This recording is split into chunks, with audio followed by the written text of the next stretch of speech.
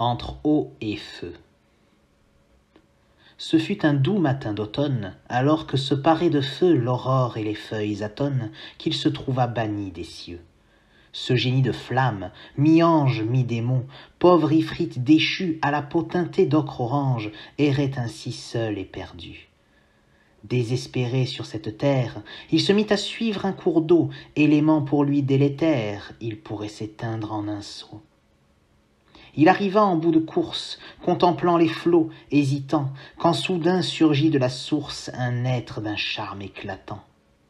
La nymphe, gracieuse et fine, le fixa d'un air interdit, puis son trouble passé, l'ondine vint près du bord et lui sourit.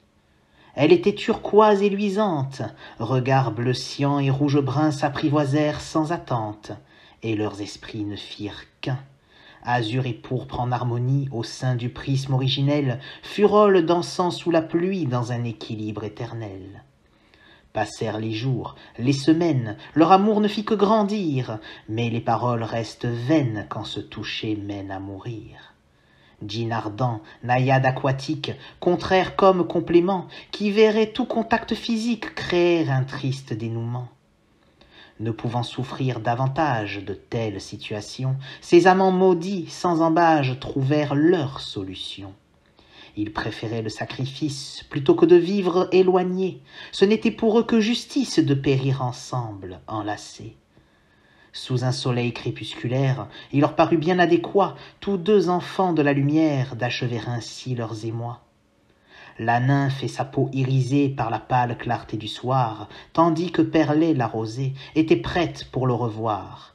L'ifrite, tout entouré de brume à cause de l'humidité, comme s'il portait un costume, s'avança, prêt à l'embrasser. Alors du bout des doigts, timides, ils finirent par se saisir. Dès cet instant, tous leurs fluides soudain se mirent à frémir.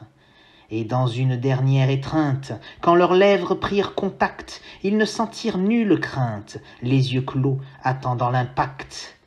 Puis nos amoureux disparurent dans la fumée et la vapeur, laissant planer sur la nature un brouillard de moite chaleur.